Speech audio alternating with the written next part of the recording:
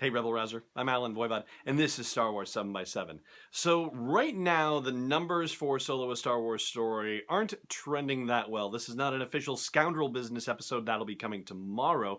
But today, since the headline in Forbes, the ticket booth article by Scott Mendelson, is that Solo is a bomb.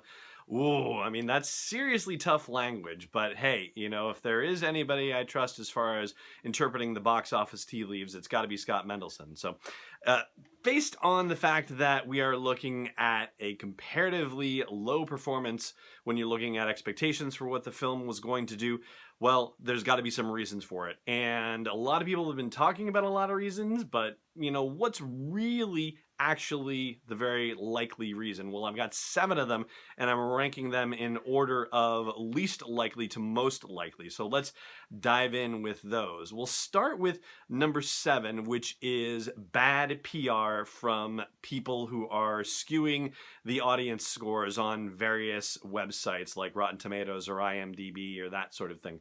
So why don't I think that this is a particularly strong motivator for the box office performance of Solo: A Star Wars Story? Well, when you look at how The Last Jedi did, and it did very well, over $1 billion worldwide, when you look at the numbers and you look at how it compared to The Force Awakens in terms of its performance, and you look at how The Empire Strikes Back did compared to the original Star Wars performance-wise, well, both of them were down about 30% from their predecessors. And so there's no real reason that you can say for sure that people unsatisfied by the direction of the franchise were able to move the needle significantly.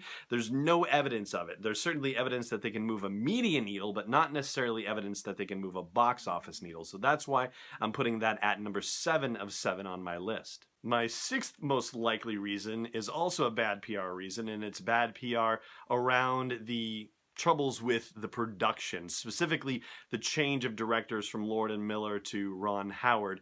Now, that to me is something that people who really watch Star Wars closely are interested in more than anything else. That's not something that your casual moviegoer is going to care about in particular.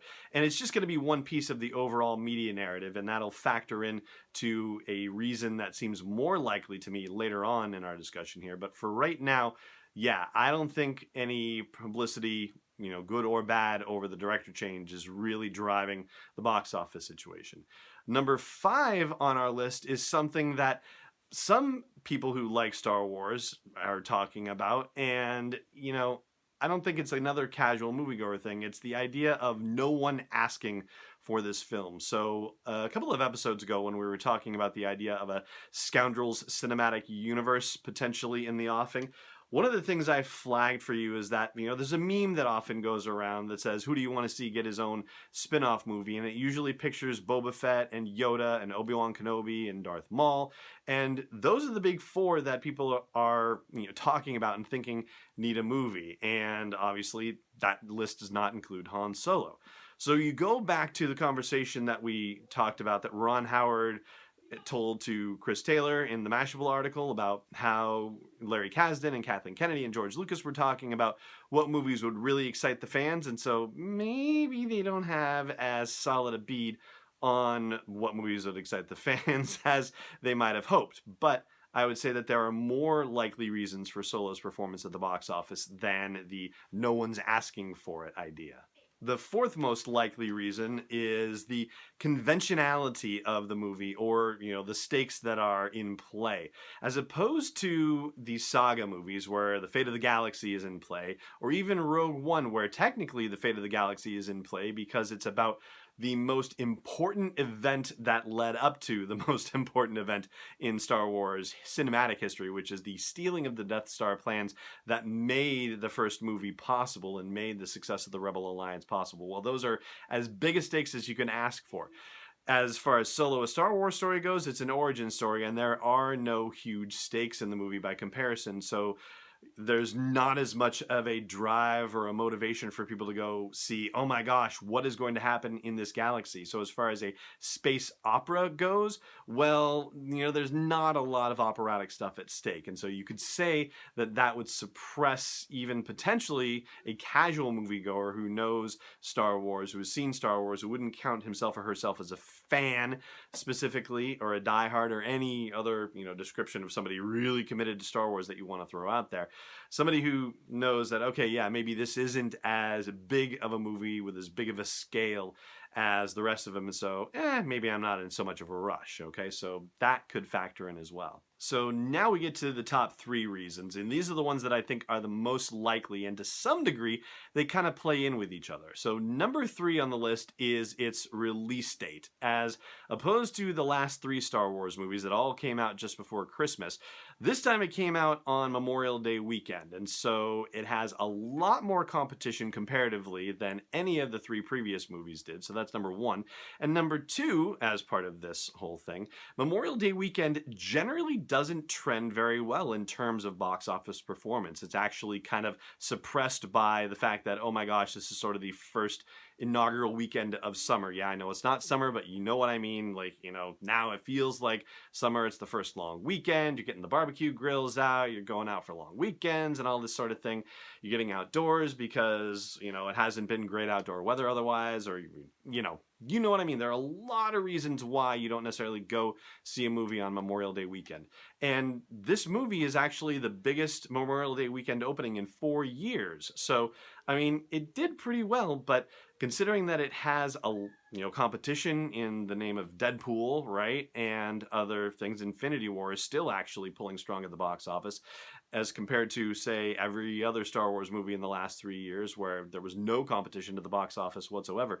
Well, I think that's a pretty compelling reason why it might not be doing as well as we all expected it to.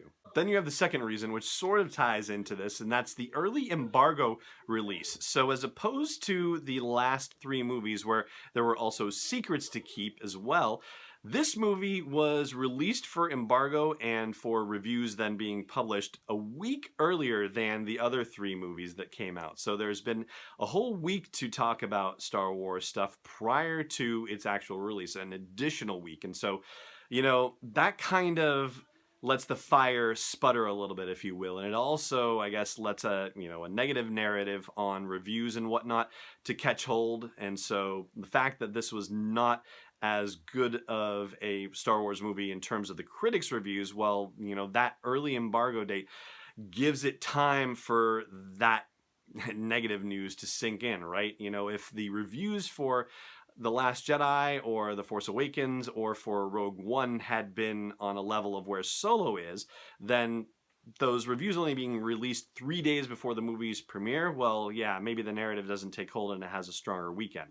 Or obviously, if the movie gets, better reviewed, then maybe it doesn't matter. But I think having the ability to talk about the movie and about how well it tells the story and be able to have that embargo conversation start a week earlier than previous Star Wars movies, yeah, I think that may be helping the negative box office situation. And that also ties into the number 1 reason I think we are looking at a lower than expected box office for Solo: A Star Wars Story, and that is brand fatigue. As in, yes, it's been 5 months since we last saw a Star Wars movie, but it's not even just that. It's the fact that they went really hard on the promotion of Solo as well. Like, there has been a full court press. Not that there wasn't a full court press with any of the other movies, but it feels like there's been a bit of a bigger push on this one, and maybe it's been to overcompensate for the the publicity around the Lord and Miller situation, or the less than stellar reviews compared to its 3 predecessors. Whatever the case may be, it does seem like even here out in central New Hampshire, I know we are not a huge media market by comparison to Los Angeles, New York, or whatever. They're probably getting flooded with this stuff, but the fact that there has been such a full court press on social media, on conventional media for Solo: A Star Wars Story, when you add that into the fact that, yeah, it has been only 5 months since the last movie came out, really there hasn't been any time for the fan base to reset and get energized for another movie. If that was the case, there's no time to create any sort of pent-up demand.